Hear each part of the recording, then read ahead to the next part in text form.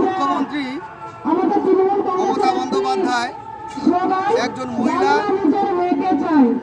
সেই জন্য আমাদের দলের মহিলারা মহিলা তৃণমূল কংগ্রেস একটা প্রচার কর্মসূচি তৈরি করেছে, যেটা বাংলার নিজের মেয়েকেই চায়।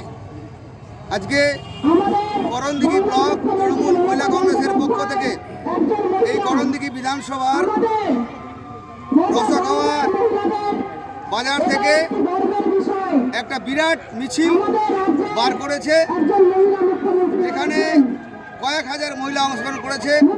তাদের দাবি যে পুনরায় দ্বিতীয়বারের জন্য মমতা বন্দ্যোপাধ্যায়কে তারা সমর্থন করবে, ভোট দেবে এবং মামাটি মতো সরকারের প্রতিষ্ঠা করে মুখ্যমন্ত্রী মমতা বন্দ্যোপাধ্যায়কেই তারা চায়।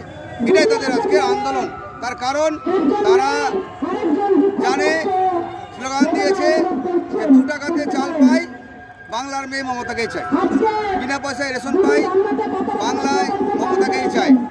স্বাস্থ্যসাথী লেখাপড়া, স্বাস্থ্যসাথী লোক সারায়, বাংলায় মেয়ে মমতাকেই চায়। আর কন্যাশ্রী লেখায় পড়ায়, বাংলায় মমতাকেই চায়। সবুজ সাথী স্কুলে যায়, বাংলায় মমতাকেই চায়। উপশ্রিতও টাকা পায়, বাংলায় মেয়ে মমতাকেই চায়। বিনা পয়সায় রেশন পায়, বাংলার মেয়ে মমতাকেই চায়। এইটা তারা স্লোগান দিয়েছে।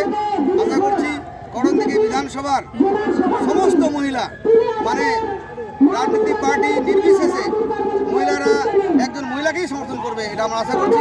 ফলে বিপুল ভোটের ব্যবধানে এখানে জয়লাভ করবে। আর অন্যান্য মহিলারাও আছে। আজকে এত মহিলা এখানে এসে আমরা ভাবতে পারিনি। রসগোল্লায় এই প্রথমবার এত বড় মহিলা মিছিল, শুধু মহিলা মিছিল হয়েছে, তাতে আমরা পার্টি খুব খুশি। মিছিল হবে, আমাদের কর্মসূচি চলতে থাকবে, প্রত্যেক দিন কর্মসূচি হবে। আমরা বিজেপিকে 1 ইঞ্চি জায়গা ছেড়ে দেবো না, কারণ আমরা সারা বছর কাজ করব।